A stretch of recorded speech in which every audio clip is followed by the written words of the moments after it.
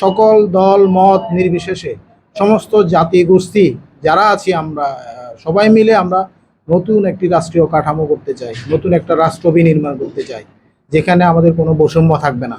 কাজেই আমাদের এখানে কাউকে শত্রু ভেবে আমাদের কোনো কাজ আসবে না। আমরা বরং আমাদের এটা সামনের অগ্রযাত্রায় আমাদের এটা প্রতিবন্ধকতা সৃষ্টি করবে।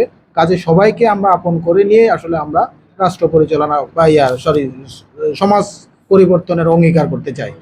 চলতেছে যুব এখনো কমিটি গঠনের কার্যক্রম চলতেছে। যুব এখনো কমিটি হয়নি। এখন শুধু দুটো কমিটি অ্যাক্টিভ, শ্রমিক উইংস এবং মেন উইংস, এনসিপির মেন কমিটি আর কি।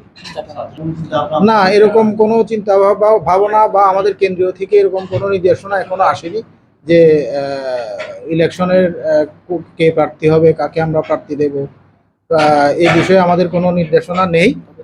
এটা নিয়ে আমরা এখনো চিন্তা করছি না। আগে আমরা সাংগঠনিকভাবে একটু শক্ত হওয়ার চেষ্টা করছি, যাতে আমরা সাধারণ মানুষের কাছে যেতে পারি, সাধারণ মানুষের হৃদয়ের কাছাকাছি যাতে যেতে পারি, এই প্রচেষ্টায় আমরা চালাচ্ছি আপাতত। সমতলের পাশাপাশি পাহাড়েও শ্রমিকরা তাদের ন্যায্য অধিকার ফিরে পাক। যেহেতু পাহাড়ে 90% জনসংখ্যা হচ্ছে শ্রমিক, কেউ পরিবহন শ্রমিক, কেউ খেটে খাওয়া দিনমজুর, কেউ জেলে, কেউ দিনমজুর। তো আমরা কোনো না কোনোভাবে আমরা শ্রমিক, যেহেতু আমরা কাজ করে খাই। তো আমাদের দেশটাকে উন্নতি করতে হলে আমরা যেদিন বলতে পারবো, যেদিন শ্রমিকরা হাসি মুখে বলতে পারবে আমরা স্বাধীন, আমরা সুখে আছি, খুশিতে আছি, সেদিন মনে করবো যে আমরা বাংলাদেশ উন্নত হয়েছে।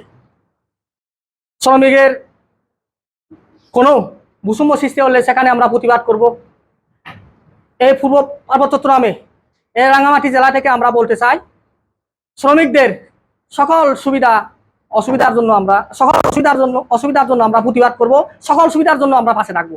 আমাদের আগাতে হবে, আমাদের দলটাকে সংগঠিত করতে হবে। আজকে আমাদের দেশে যে শ্রমিকরা